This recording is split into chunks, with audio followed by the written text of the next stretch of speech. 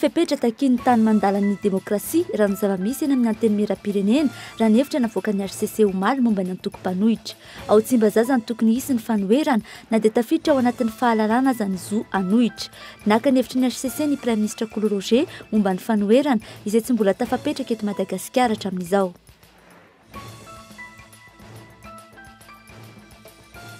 Ny fanarenana ny toe-karena amin'ny alana fampiakarana ny sandam-bola malagasy io indray no lohahevitra velabelary ny mpanao gazety Erinirina Rabary ao anatin'ny zanam-pandaharana question d'actu vahiny amin'izany Andriamatoa Ratsietson Jean-Jacques izay pahy toe-karena avy amin'ny FMI malagasy.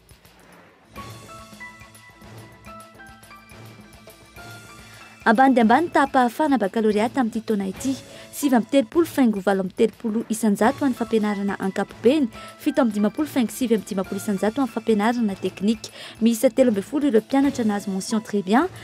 13 ireo mention bien ary 9,7 ireo nahazo mention assez bien ho an'Antananarivo 5,70 ny noty farany ambany nahazona ny diplôma mpanjakana tamin'ity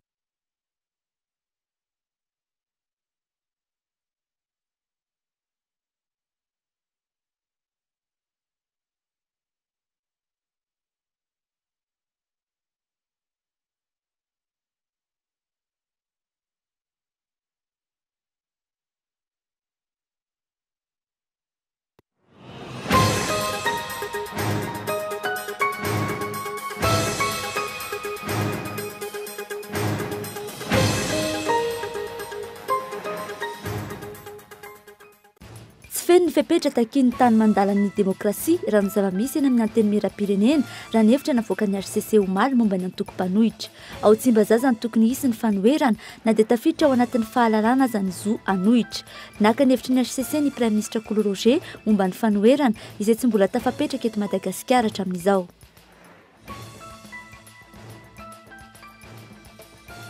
Ny fanarenana ny toe-karena amin'ny alana fampiakarana ny sandam-bola malagasy io indray no lohahevitra velabelary ny mpanao gazety Erinirina Rabary ao anatin'ny zanam-pandaharana question d'actu vahiny amin'izany Andriamatoa Ratsietson Jean-Jacques izay pahy toe-karena avy amin'ny FMI malagasy.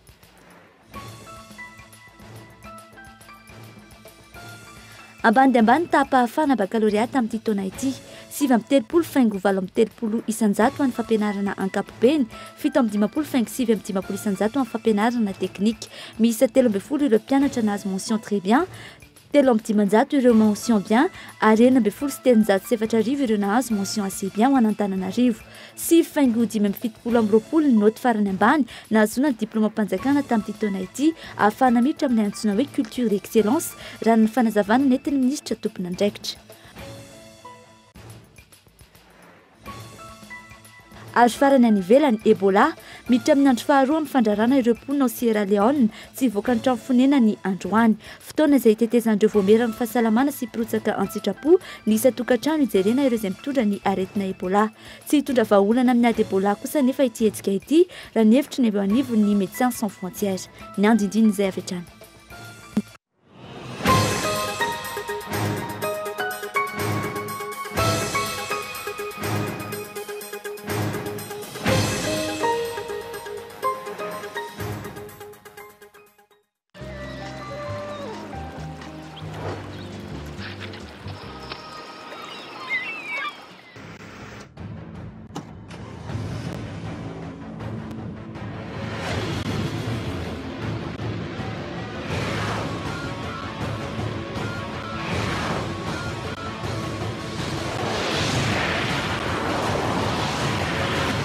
Avec Premium by Jovena, roulez plus, dépensez moins. Puissance, fiabilité,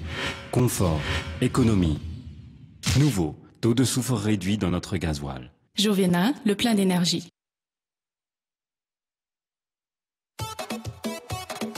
C'est à Tiavno, Itanao avocat.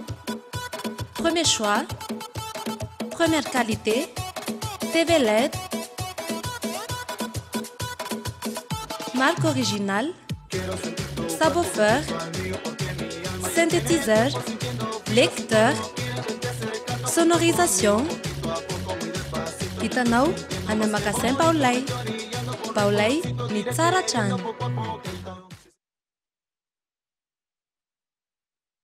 Pour la rentrée scolaire, économisez avec Shell. Du 15 septembre au 14 octobre, soyez les premiers à prendre du carburant et à partir de 50 000 arrières d'achat, vous obtiendrez un kit scolaire et un ticket pour participer à la tombola qui vous fera gagner une année scolaire gratuite pour votre enfant. Tous les jours, gagnez un ticket tombola pour un an de scolarité gratuite. Chaque samedi, en bonus, plus de 1000 kits scolaires à gagner.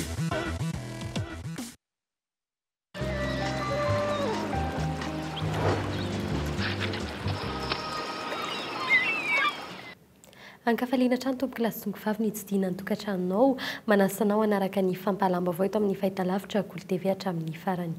Vaovao ara-politika avy hatrany raha ny voalaza ny lalam-panorenana olom-boafidy no tokony mpanohitra ara-dalàna izany hoe solo-tenam-bahoaka nasedra ny fifidianana raha ny nambara ny HCC omaly hatreto anefa raha ny zava-misy eny Tsimbazaza tsy mbola hisy io mpanohitra io raha toka ny Ankilavy Ravalomanana no heverina fa tokony mpanohitra. Mazava zany raha ny hevitra navoaka ny HCC fa raha avatra eo aloha izany nofinofin''ireo fikambanana nalaza azy io mpanohitra ka ny hevitra ny hipetraka eo amin'ny toerany filoha-hevitra fahafito eny anivon'ny antenimieram-pirenena. Andrarsan antoko mpanohitra ny fitondrana misy ka nahazo vato-be indrindra tamin'ny fifidianana solombavambahoaka no voafatra fa tokony hitarika ny fanoherana eny Tsimbazaza. Taorian'ireny fifidianana ireny nefa dia ny fanenjena ny fanohanana ny filoham-pirenena. Maro no nivondrona tao anatin'ilay PMP na plateforme pour la majorité présidentielle nanendry ny Prime Ministre Koolo Roger. No heverina nanomboka teo fa hanohitra ity fitondrana ity ny mapara izay efa niadisisika ho tompony maro anisa teny Tsimbazaza. Ankehitriny milaza izy ireo fa tsy olona no toerina fa programana asa, tsy milaza mazava ho mpanohitra nefa izy ireo. Fa raha ny mapara manokana, mapara aloha dia mitsikera tanteraka ary tsy tompon'antoka amin'izao zavatra miseho izay tsy mifanaraka amin'ny lalam-panorenana sy tsy fijerevana ifotony ny vahoaka malagasy ary indrindra tsy fanatanterahana ny toky izay nameno ny fitondrana amin'izao amin'ny vahoaka malagasy. Tahaka izany ihany koa ny antoko TIM izay miaraka amin'ny Ankilavy Ravalomanana milaza fa manohana ny fitondrana izy ireo hatreto. Tsy voaterisy ny fanoherana rehefa mahay mifanaraka amin'ny mpitondra sy ny solombavambahoaka eny Tsimbazaza ho ny filoha-hevitry ny antenimieram-pirenena. Raha ny tena izy hatramin'izay nandritra ny fitondrana tetezamita izay aloha dia nanohitra foana ny mouvance Ravalomanana. Kanefa nanomboka ny fotoana ny tenenana hoe nanohana ny fitondrana dia tsy nanohatra aloha satria mitovy zany ny fomba fijery aloha hatreo zany ka azo eritreretina daholo ny zavatra rehetra azo eritreretina hoe anohatra rehefa tsy misy zavatra tena tsy mety mihitsy fa indrindrandrindra mana programana asa mifanohitra ihany koa kanefa ihany koa azo atao foana ny miara-miasa io zany miankina amin'ny sy ny ankilany. Ireo mpanohitra ivelan'ny antenimieram-pirenena ny karakara sy nanomana ny satany mpanohitra kosa dia nanambara fa tsy maintsy hisy ny hetsika fanoherana na tsy eny andapa aza ho azy ireo. Fanazavana araka lalam-panorenana no nataon'ny HCC saingy ny zava-misy ara-politika teto tsy mifanaraka amin'izany. Karaha moa rehefa malagasy mahatsiaro fahantrana be dia be ireo raha vao karaha manareo dia tsy maninona zany fa aminay zao ny mpanohatra dia tokony ivelan'ny fanjakana satria izay mpanohatra ao anaty fanjakana dia mpanohatra karamena ary mbola sarotsara bakolo ny mpitondra fanjakana ihany zay ka tsy mahavita ara-dalàna ny asan'izany atao hoe fanoherana zany. Rehefa mahantra ilay vahoaka malagasy eny amin'ny arabe ny vahoaka dikan'izay dia any fa ingangan'ny fanoherana hatramin'izay nizany tonga teto dia teny amin'ny arabe daholo ny mpanohatra. Fanaovana politika manaraka lalana nefa nokendrena sy ny matimatesana teto. Antony nametrana tao anatin'ny lalam-panorenana ny toerana manokana manome asina ny mpanohitra mba hisoroana ny fiverenan'ny fanoherana an-dalambe. Nantery HCC izany omaly saingy manaporofo ny vokatra tsy ny fitatiavana tombotsoa sy ny kajy politika hatreto ny fihetsika ireo vondrona politika lehibe izay ny fandona sy ny fanipan-kevitra hatramin'izay nefa samy milaza fa iray sambo ankehitriny. Fa tsy hototosa amin'ity taon'ity mihitsy ny fifidianana kominaly na isaza ny fiantsoana fivoriana tsy ara-potoana ny solombavambahoaka andinika nitovana amin'ny ilay lalana ifeny fitsinjaram-pahefana ho ny sekretera mpanantanteraka ny senit fandanimbola sy fotoana ny fanaovana fivoriana tsy ara-potoana ho kosa ny solombavambahoaka iray avy anivo ny dimy hatramin'izao anefa dia mbola tsy nisy mihitsy ny fionana teo amin'ny governemanta sy ny solombavambahoaka andrafeta ny ilay sata manokana ifena Antananarivo renivohitra Sainte Marie Arnosy be izay antony nalany tamin'ny ampahan'ny tolo-dalàna natotry ny governemanta mahakasika ny fitsinjaram-pahefana antony lehibe nanemorana amin'ny fotoana tsy fantatra ny fifidianana kominaly. Andro Rarson hatrany. 700 farafahakely no fotoana ilain'ny senita anomanana ny fifidianana kominaly haorian'ny voandidim-panjakana manaingan'ny mpifidy. Amin'io feim-potoana io dia misy ny fotoana tsy azo ialana izay fanoferany lalana toy ny fotoana fametrana ny taratasin'ireo mpilatsaka hovidiana, ny fotoana anaovana fampelezan-kevitra. Olona ihany koa ny mahakasika ny lisitry ny mpifidy, tsy maintsy avoazina isa-taona ary ferany lalana fa tsy maintsy faranana isaky ny 5 ny volana aprily raha miantomboka ny fiandohan'ny volana desambra amin'ny taona hitsahana. Ireo mpilatsaka hovidiana ihany koa anefa dia tsy maintsy voasoratra anatin'ny lisitry ny mpifidy ary omena 570 andro aorian'ny fivoahan'ny didy manaingan'ny mpifidy androtsana ny taratasy firotsahana. Eo ihany koa ny fotoana 2 volana ilaina amin'ny fanontana printy ny bileta tokana izay efa ferany lalana fa tsy maintsy ampiasaina. Izany rehetra izany no antonana ambaran'ny sekretera mpanantateraky ny senita fa tsy ahafahana manantanteraka ny fifidianana kominaly amin'ity taona 2024 ity. Ny hoe aizavy ireo vondrom-bahoaka itsinjara-pahefana zany tsy ny commune ihany fa ny faritany, ny faritra, ny commune zany dia tokony hatovana amin'ny lalàna ary ny lalàna ny mametra an'izay no hoe aizavy izy ireo firy ny isany misy mbola ho foronina dia miandry an'izay lalàna zay zany ny senita.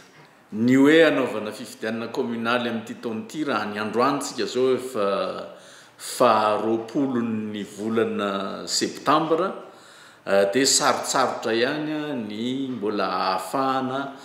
iroso amin'izay fanaovana ny fifidianana kominaly zay.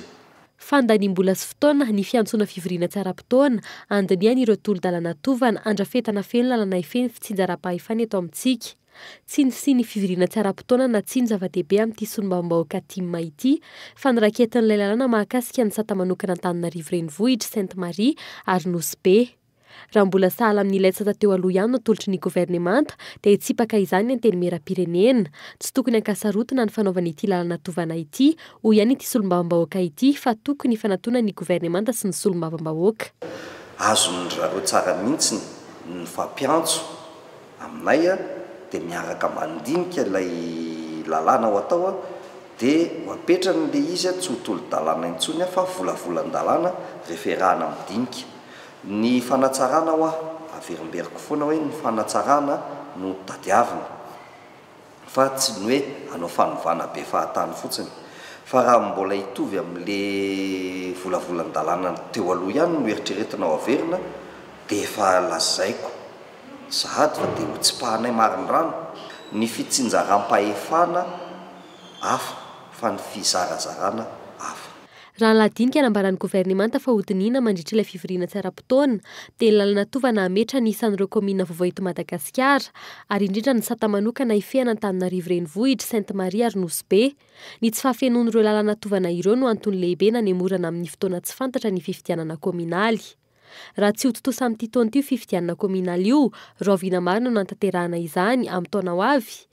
Rafitra fototra izay ankinan'ny fametrahana ny faritra ny faritany ary hifidy ireo loholon'ny Madagasikara izay hanendro ireo solon-tenany ao amin'ny Haute Cour de Justice.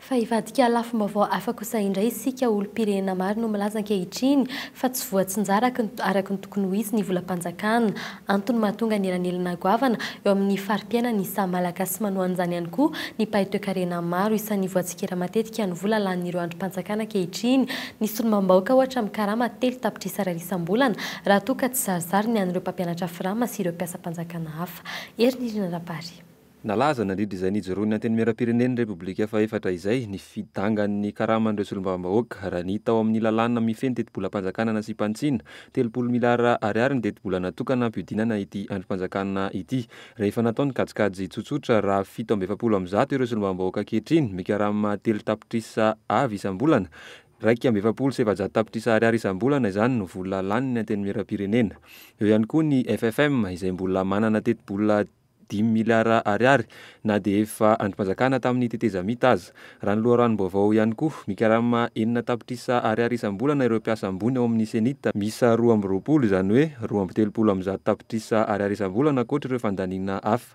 Itsakilany nefa misedra olana ireo mpiasa amin'ny sehatra hafa raha tsy ilaza fa tsy ny olana eo amin'ny sehatry ny fampianarana. 3 ka hatramin'ny 9 ariary isam-bolana no takin'ny mpampianatra efa taonany maro izao nefa tsy mbola nivaly ny fitakian'izy ireo. Tokony ampiarina eto amintsika ny équité sociale raha ny fanazavan'ny Paitoekarena iray. Tsy misy afa-tsy ny fampiasana ny antsointsika hoe équité sociale. Ahoana zany no ampitoviana ny rehetra zany, na be diplôme io na kely diplôme io, fa rehefa ao anatin'ny antsointsika hoe service public dia mitovy ny fahafaham-po tokony ho azon'ny tsirairay avy. Ka raha manana CP zany ianao dia tokony mitovy zany ny karama raisinao mifanahaka amin'izay mari-pahaizanao zay naizanaiza misy anao, na ministera aiza no misy anao, na ministera aiza, na amin'ny secteur privé aiza no misy anao, na amin'ny secteur privé aiza. Fomba fijery politika kosa no namalininy avy amin'ireo fiarahamonim-pirenena fa ilaina ny fatsapatenan'ireo mpanao politika sy ny mpitondra ankehitriny mba hisiny ny fitovian'ny fari-piainana eo amin'ny malagasy 20 tapitrisa. Zany no tokony tsy adinointsika angamba na tsy tokony adinoiny ny hoe solombavam-bahoaka satria solombavam-bahoaka ny solombavan'ny vahoaka kanefa to tsy hoe sanatria manana fa dia solombavam-bahoaka teny karamany aloha no hoe iadina hoe ary mety fantatra angamba mety ilainy zany nefa tokony mba hodinitsika izay fomba koa mba hoe androtana amin'ny fari-piainan'ny vahoaka malagasy.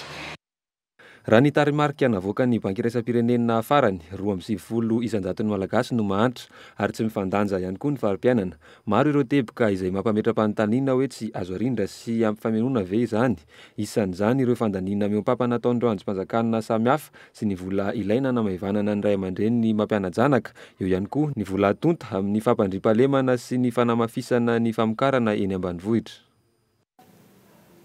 Fanlaza ny anao fanambarana goavana kosa ny fiteo aloha Marc Ravalomanana ny alatsinainao avy zao aorian'ny fiaonany amin'ny iraky ny troika ny SADC nilaza indray ity fiteo aloha ity androany falainga ny filazan'ny filoha ankehitriny mahakasika ny fitondrana tsara tantana ny demokrasia ary ny ady amin'ny kolokolo satria tsy izany no zava-misy amin'izao fotoana izao. Mihatsara vela tsy fotsiny ny fitondrana rajonary mampianina raha ny fanazavana ity fiteo aloha ity hatrany nilaza ny taky ny pasportny amin'ny SADC izy arak'izany nandritry ny Antsoatarby izay nataony tetsy amin'ny Magro androany.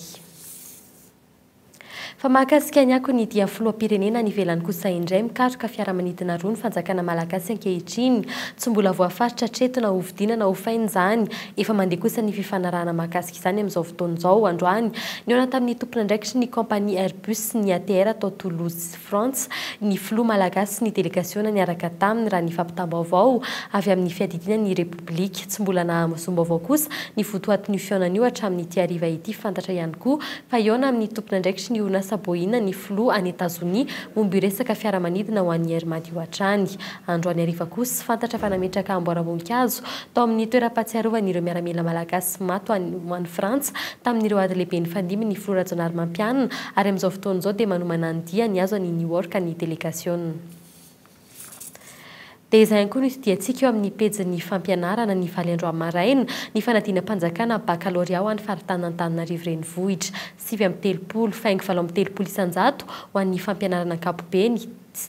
7:50 faingo 7:50 isanjato kosa ho an'ny fampianarana teknika manomboka ny fahaenina volana oktobra ho avy izao no afaka haka ny relevé de note ireo izay afaka amin'izany fanadinana izany manomana ny fidirana ho an'ny taom-pianarana 4:25 fanadidina.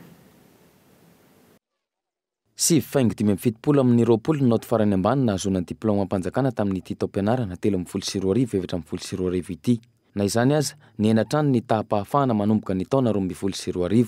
raha 50 faingo 7:30 isanjato zany ny taona 1:20 lasa 7:20 faingo 9:40 isanjato zany ny taona 12:20. Ny 9:70 faingo 7:50 io tahapahafahana io ny taona 13:20 ary izao lasa 7:30 faingo 7:30 isanjato zao ny taona 4:20. Vao maraina ny azakazaka ireo mpianatra na ireo ray aman-dreny mananjanaka nanala fanadinana ijery ny valin'ny baka teny amin'ny lycée moderne Ampefiloha sy lycée Rabe Arvelo. Ao ireo nioraka tsy natazona ny hafaliany raha nahita ny anarany ao anaty lisitra, ao kosa ireo nitomany sy ny tanondrika.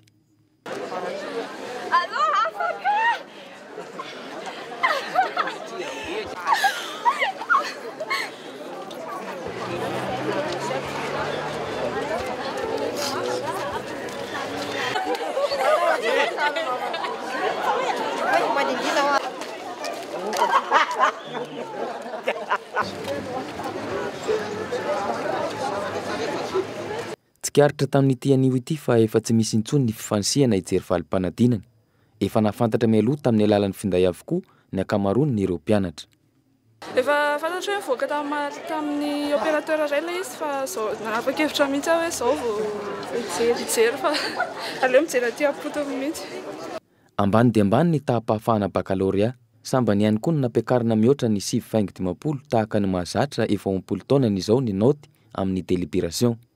Antony mahatonga ny fianana ireo mpianatra kilasy ambany makabaka sy ireo candidat libre. Tsy siva nataon'ny fanjakana araka ny feo mandeha ity fianan'ny taham-pahafahana ity hoy ny ministra tompon'andraikitra. Tsy maintsy miditra amin'ny antsoina hoe culture d'excellence isika eto Madagasikara. Isika moa zany ny politika mpanjakana sy ny ao ministera moa aloha dia manana an'ilay politika hoe mba moteur de développement, réel moteur de développement ao anatin'izany atao hoe excellence et innovation. Ka raha anao excellence moa tsika mazava ho azy satria ny produit voaka amin'ny université dia le olombelona hoe mahay. Raha ny loharanom-baovao azo, misy 30 ireo mpianatra mahazo mention très bien, 3,9 ireo mention bien, ary 9,704 ireo nahazo mention assez bien ho an'ny Antananarivo. Ankoatr'izay, raha ny loharanom-baovao azo hatrany, ny fahenina ny volana oktobra ho avy izao no afaka maka ny relevé des notes eny amin'ny office SIPAC ireo izay karakara ny atota taratasy hidirana eny amin'ny université.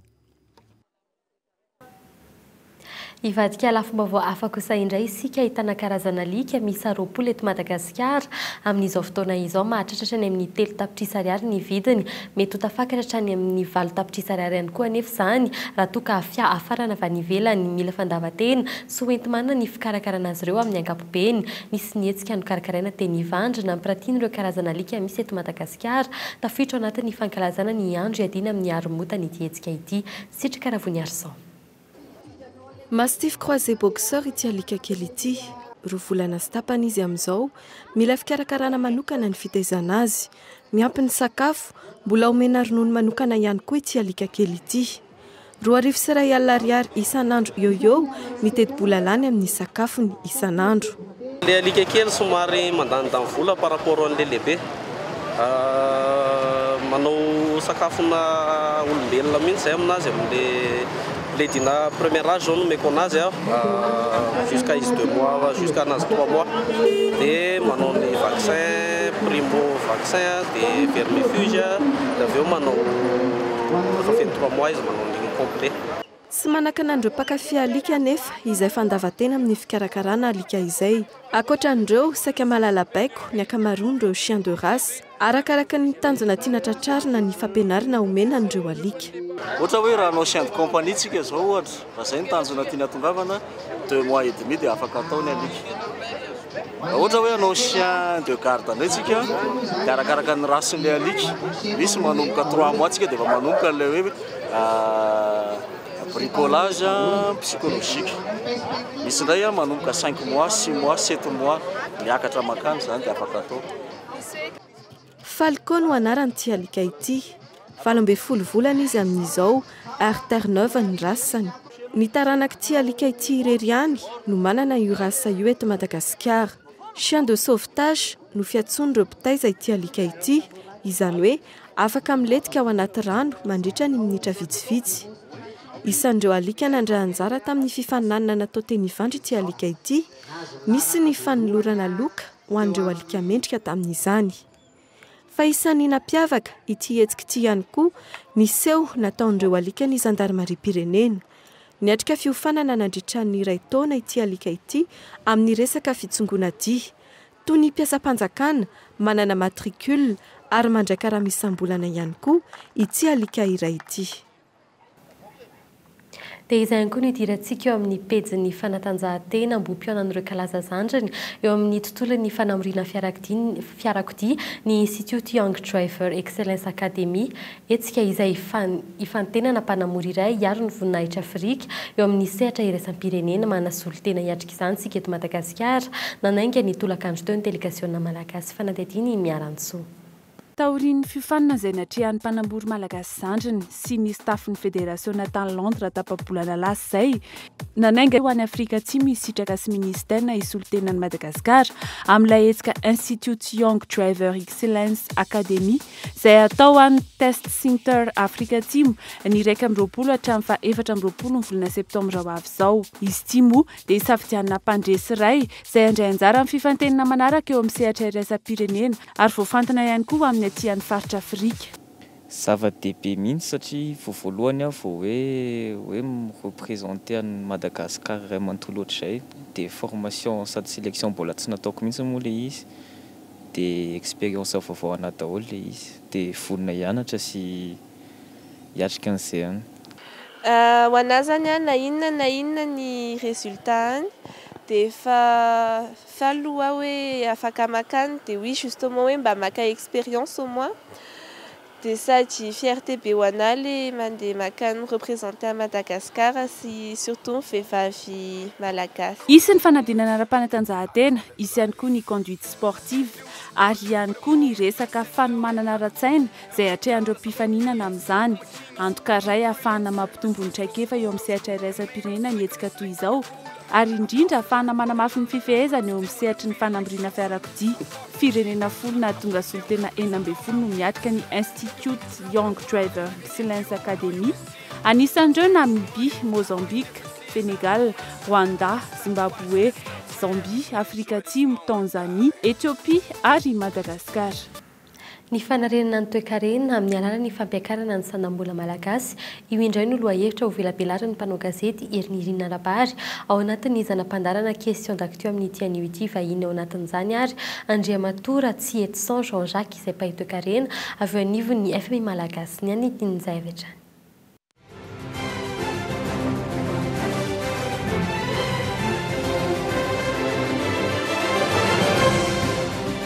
Ankasitrahana hatrany ianao tompoko kilasy tompoko vavy manaraka tsy tapaka ny fahitalavitra golo. Ny zanam-pandaharana question d'actu no misy anao amin'izao takariva izao vahintsika atao anatin'ny fandaharana tsy iza fa Andriamatoa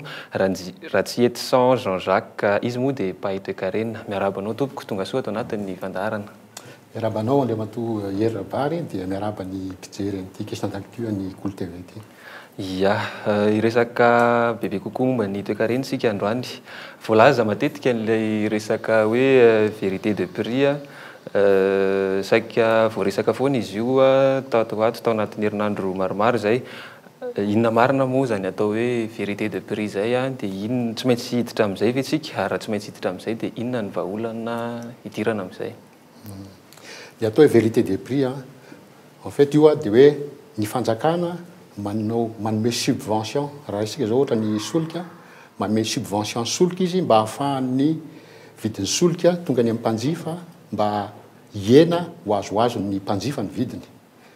Milaza ianao hoe azontsika ialana ve io vérité des prix dia za dia miteny tonga dia miteny tsakambahamba mihitsy hoe azontsika ialana io satria ireo tany lehibe izay ataontsika hoe tena miseho azy ho libéraliste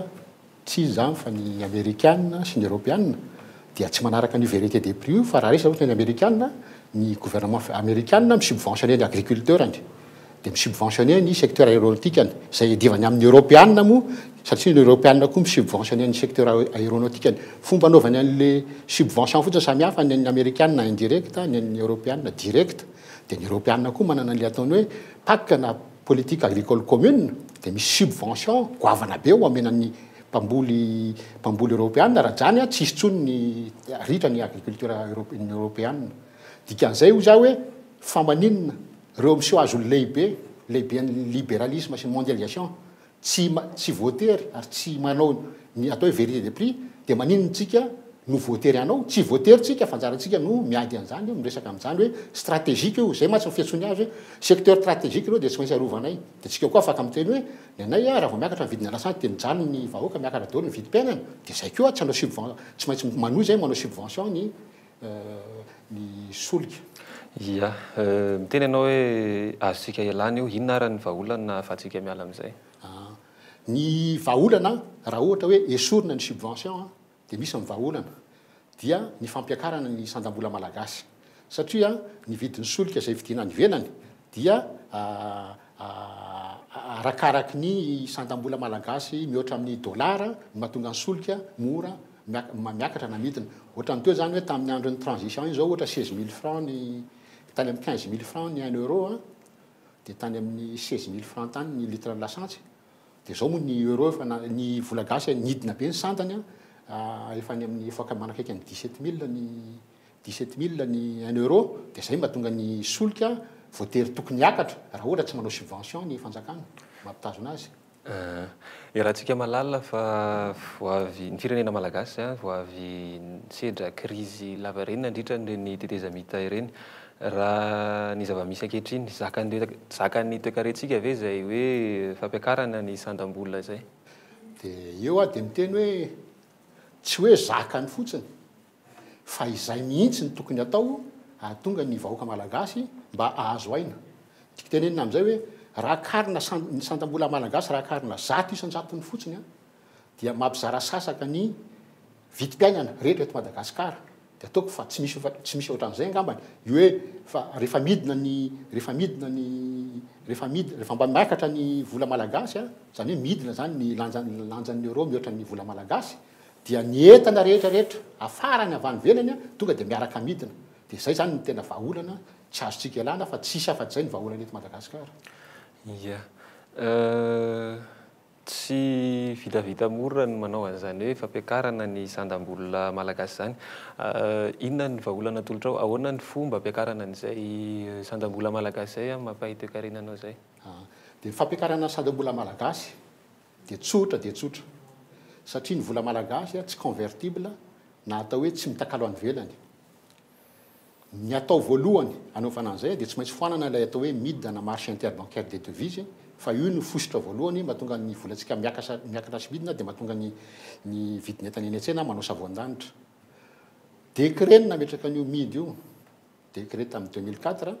décret na ditim-panjakana fotsiny miabrogé an'io décret io dia miala amin'ny midy. Décret mpanjakana fotsiny manapa-kevitra hoe manomboka androany manao système de taux de change fixe sika na fianakalozana vola tsy mivaova dia akarina 100 isan-jato ny indray mandeha ny vola gasy mba azahoan'ny vahoaka aina dia ao anatin'ny 4 ora zany hoe raha mivory androany ny conseil de gouvernement na conseil des ministres fiantsonareo azy manao an'ireo décret ireo mifotsika raha-pitso maraina ny lasantsy tsy 18 000 tsony fa 9 000 ny vary tsy 6 000 7 000 tsony fa 3 000 na 3 250 menaka tsy 25 000 tsony fa 12 500 etsetsetsetra. Dia amin'izay fotoan'izay zay nataoko hoe tsy maintsy io no vahaolana voalohany eto satria amin'izay fotoan'izay rehefa miena ny miena tsasa ny vidiny entana eny an-tsena dia anana ambombavany malagasy tokony ho fantatritsika matsy fa amin'izao fotoan'izao ny olana voalohany amin'ny malagasy ny raisitsika ny tantsampamokatra ny olana voalohany tantsampamokatra dia lalam-barotra nefa reo manao sakafo izy manana olana hivarotra ny sakafo nefa ny 5 malagasy nona misy zavatra tsy mety ngeza be ao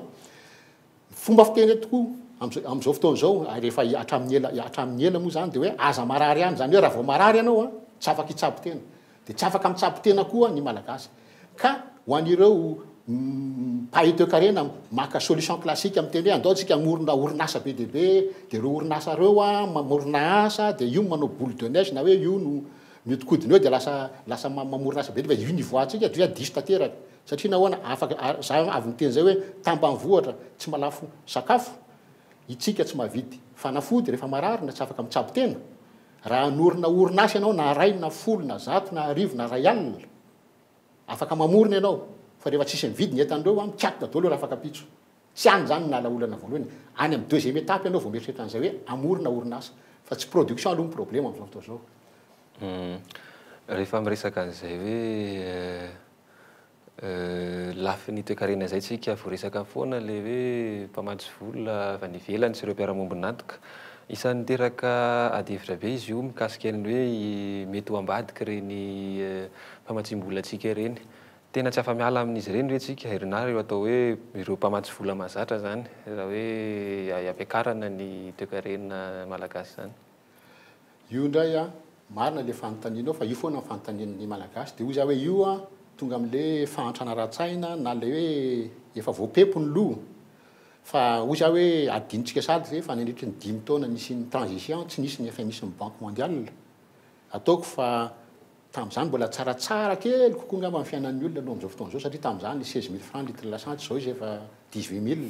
donc tsy afaka hisy teny mihitsy hoe tsara kokoa ny fiainana amin'izao fotoana zao. Amin'izao fotoana zao a zay no ataoko hoe le fanontaniana hoe afa-miala na tsy afa-miala ho za hoe iny fotsiny pirofo fa na misy ny FMI na tsy misy ny FMI a dia afaka tsika manao zay tiatsika atao. Ny problema fotsiny a rehefa tonga eo mpitondra fanjakana ka miresaka amin'ny FMI sy Banque mondiale zareo nge rehefa tonga eto mitondra ny document izy dia hoy izy hoe tia no discutentsika ka raha ohatra tsika tsy manakilika moramora ny document iny zany hoe dikan'izay zany tokony manana ny atsika koa tsika fa raha iny document iny a no discutena dia fa misy cadre ngeny tsy azonao ivoahany dia tsy tafavoaka ianao zay mahatonga an'le hoe lazaina ianao hoe vérité des prix dia hoe tsy maintsy asorina ny subvention dia tsy mba nisy hoe na olona ray ara teto afaka nyteny hoe ny any avelany koa nge manao an'io fa tsy zay rery rehefa misy tany ray miteny hoe stratégique io secteur io dia subventionneny dia tsisy afaka miteny tsika zany tsy afaka mba miteny hoe stratégique ohatra ny solitany dia tsy afaka anao zay nataoko hoe tsisy mamaly eto fa vao tonga le expert avy any an-dafy vao tonga le FMI a dia tonga dia mibabababa mandoalika sy mandady dia manao hoe oui monsieur io a problema eto averiko foana satria io nivoizin'ny association vonfroniko zay mitondra anarana koa hoe FMI malagasy na fahefamividy zao no takin'ny malagasy ny anay a dia tsisy vahaolana fa tsy ny fahefamividy aloha satria efa maty ny malagasy raha mbola tsy manao an'io raha mbola tsy ny fahefamividy no amboarina aingana tsy misy orinasa vanina eto ny problema ny jirama na ny problema ny société rehetrarehetra eto Madagasikara nge dia le resaka tsisy fahefamividy ny olona ny jirama manome ohatra foana hoe raha misy arivo ny investissement ataon'ny jirama ka ray fotsiny mpanjifa manana jiro sy rano dia io arivo io a le olona ray mpanjifa ny jirama no mandoa azy fa raha misy arivo ny investissement ny jirama ka misy arivo ny mpanjifa ao amin'ny jirama ariary isika mpanjifa sisa no babeny tsirairay dia lasa mora le izy a dia tafitro anatin'ny fahefamividiny ny tsirairay donc io a tsy resaka hoe tsy mahay mitatana ny fanjakana na tsy mahay mitatana fa na privé raha mitondra an'io a tsy maintsy odréan satria problemany voalohany a amin'izao fotoana zao ohatra ny jirama ny compteur esorina betsaka noho ny compteur apetraka satria tsy maloha jiro sy rano ny olona. Ia somary ivona kely amin'ny loha hevitritsika androany fanontaniana tsotra maha olom-pirenena anao a fanontaniana politika izy ity inavy ireo teboka hitanao hoe tsy mifanaraka amin'ny lalam-pandrenana zay nitrangana tamin'ity fitondrana vaovao ity zay isan'ny naberesaka ihany koa tato ato zay. Ia ny fanontanianao aloha dia tena za dia tonga saina mihitsy hoe misy zany atao hoe état de droit eto Madagasikara misy zany atao hoe état de droit amin'izao fotoana zao mahatonga amin'ny teny zany a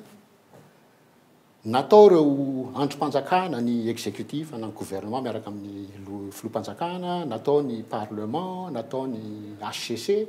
mba hisiny ny séparation des pouvoirs dia mba hafampijery sy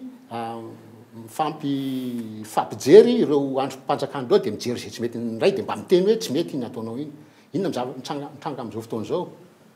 henoko hoe misy telopolo ny député lasa HVM amin'izao fotoana zao zany hoe miova loko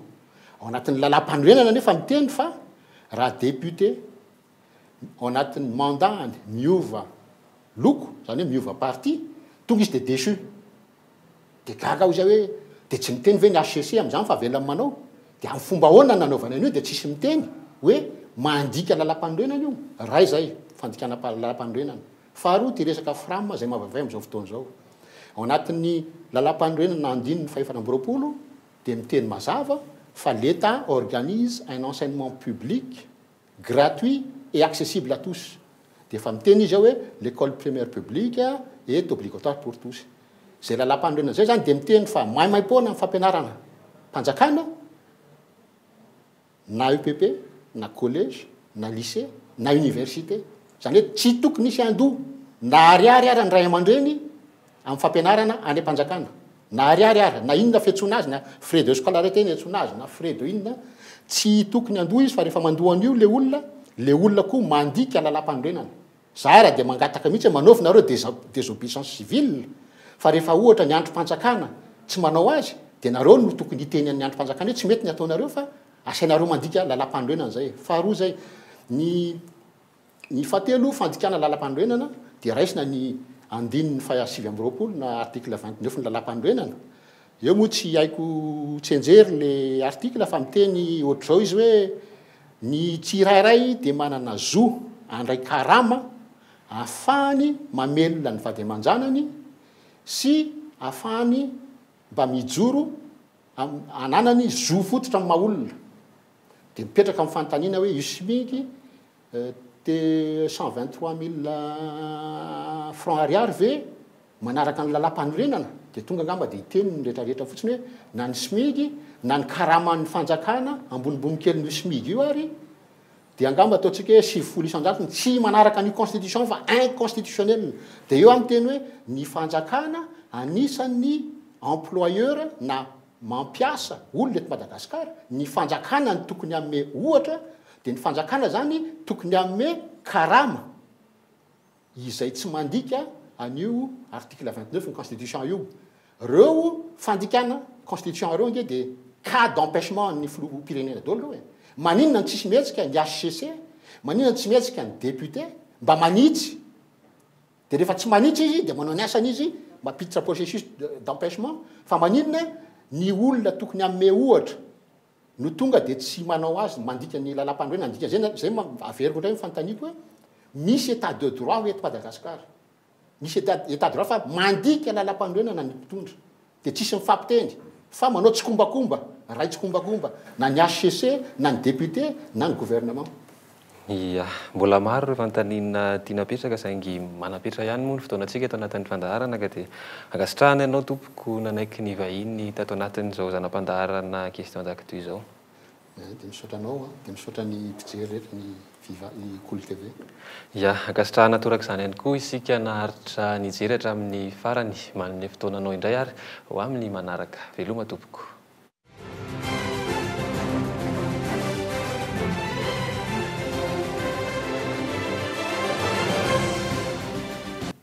Fa eo amin'ny maresaka avy any ivelany kosa indray vaovao mahakasika ny aretina Ebola andro faharoa amin'ny fandrarana ireo mponina ao Sierra Leone tsy hivoaka ny trano fonenany androany. Nanomboka omaly ity fepetra mandrarany mponina tsy hivoaka ny tranony manomboka amin'ny fitora maraina ka hatramin'ny fitora hariva ity mandritra izany fotoan'izany no tetezan'ireo voamerany fahasalamana sy mpirotsaka tsitrapo ny isan-tokantrano ijeren'ireo izay mitondra ny aretina Ebola miisa 3 alina. Ireo mpirotsaka tsitrapo ireo izay teto-tokantrano manodidina ny 2.5 tapitrisa. Misy ny fanentanana izay ataon'izy ireo mahakasika ity aretina ity ary mampandriavy hatrany ny tompona ndraiky mpahefana ihany koa izy ireo raha toka misy trangana Ebola tsy hitondra vahaolana. Amin'ny ady amin'ny Ebola kosa nefa ity hetsika ity raha ny hevitry ny avy eo anivon'ny Médecins Sans Frontières nambaran'ny filohany fa sarotra ho an'ireo voamerany fahasalamana ny ahafantatra ny olona iray voan'ny Ebola noho izany ilana traika efa manokana ankoatry ny Sierra Leone isan'ireo firenena ahitana tahan'ny fiparihan'ny Ebola ambony ihany koa i Guinée sy Liberia tsy mbola isa nefa hatreto ny fidina aman-trano any amin'ireo firenena ireo hatreto